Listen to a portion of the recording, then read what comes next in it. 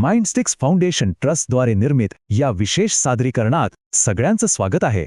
आज आपण एका अशा विषयावर बोलणार आहोत जो खूप महत्त्वाचा आहे पण तितकाच त्रासदायकही, आणि तो म्हणजे वेल्डिंग डिस्टॉर्शन.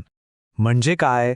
तर वेल्डिंगमुळे जो वाक येतो तो कसा टाळायचा आणि आपलं काम एकदम सरळ कसं ठेवायचं हेच आज आपण समजून घेणार आहोत. कधी असं झालंय का की अगदी परफेक्ट वेल्ड मारलाय पण काम पूर्ण झाल्यावर कळतं की सगळा प्रोजेक्टच वाकडा तिकडा झालाय? खरंय, खूपच निराशाजनक वाटतं नाही का? आपण इतकी मेहनत घेतो पण अंतिम परिणाम मात्र काहीतरी वेगळाच असतो. पण यामागे खूप मोठं कारण आहे.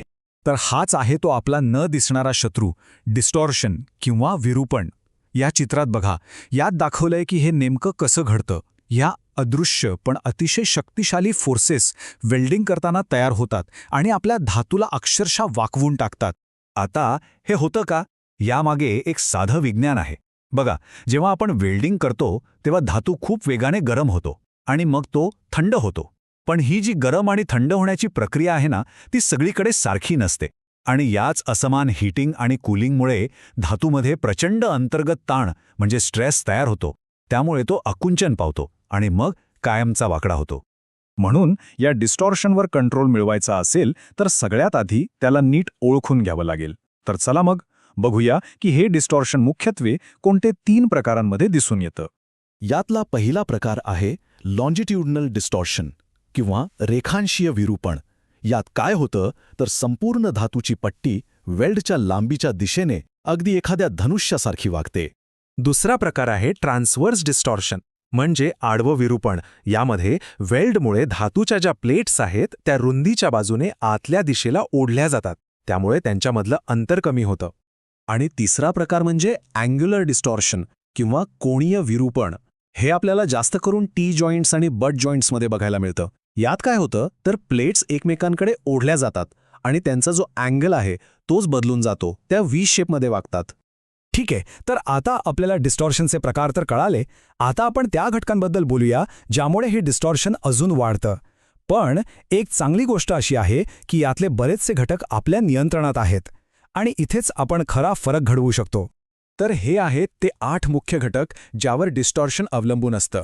म्हणजे डिझाईन, वापरलेला मूळ धातू, जॉईंटची तयारी आणि त्याचा सेटअप, असेंब्ली करण्याची पद्धत, कुठली वेल्डिंग प्रोसेस वापरतोय ते, डिपोजिशन टेक्निक, वेल्डिंगचा क्रम आणि सगळ्यात महत्त्वाचं असंतुलित उष्णता. या सगळ्यावर आपण नियंत्रण मिळवू शकतो. पण एक गोष्ट लक्षात ठेवायला हवी, जॉईंटची तयारी आणि वेल्डिंगचा क्रम हे 2 घटक सगळ्यात जास्त महत्त्वाचे आहेत. फक्त ह्या 2 गोष्टींवर जरी नीट लक्ष दिलं तरी खूप मोठा फरक पडतो. चला तर मग, आत्तापर्यंत आपण समस्येबद्दल बोललो, आता थेट उपायांवर येऊया. आता आपण काही अशा प्रभावी टेक्निक्सबद्दल जाणून घेऊया ज्या वापरून हे डिस्टॉर्शन टाळता येतं. ह्यामागची जी मुख्य स्ट्रॅटेजी आहे ना, ती एकदम सोपी आहे. डिस्टॉर्शन टाळण्याचे फक्त 2च मुख्य मार्ग आहेत. एकतर जी आकुंचन पावणारी शक्ती आहे ती कमी करायची किंवा त्या शक्तीला दोन्ही बाजूंनी बॅलन्स करायचं. सगळ्यात पहिली आणि सगळ्यात मोठी चूक जी टाळायलाच पाहिजे ती म्हणजे ओव्हरवेल्डिंग. बऱ्याचदा असा एक गैरसमज असतो की जास्त वेल्डिंग म्हणजे जास्त मजबूती, पण हे अजिबात खरं नाहीये. उलट गरजेपेक्षा जास्त वेल्ड मेटल वापरलं तर फक्त आकुंचन शक्ती वाढते, ज्यामुळे वाक वाढतो, मजबूती नाही. म्हणून एक नियम लक्षात ठेवायचा, जेवढं आवश्यक आहे तेवढंच वेल्ड करायचं. हे चित्र बघा, कमी पासचं महत्त्व किती आहे हे यातून अगदी स्पष्ट होतं. एका बाजूला बघा, अनेक लहान लहान वेल्ड पास घेतल्यामुळे धातूला वारंवार उष्णता दिली जाते आणि तो पुन्हा पुन्हा थंड होतो. याउलट दुसऱ्या बाजूला दाखवल्याप्रमाणे जर मोठा इलेक्ट्रोड वापरून कमी पासेसमध्ये काम पूर्ण केलं तर एकूण उष्णता कमी लागते आणि डिस्टॉर्शन प्रचंड कमी होतं. सोपं गणित आहे, कमी पास, कमी उष्णता, कमी वाक.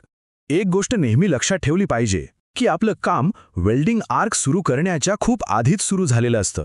हो, म्हणजे जॉईंटची योग्य तयारी, जसं की योग्य बेवल अँगल ठेवणं, रूट गॅप व्यवस्थित ठेवणं, या सगळ्या गोष्टी डिस्टॉर्शन कमी करण्यासाठी खूप महत्त्वाच्या आहेत.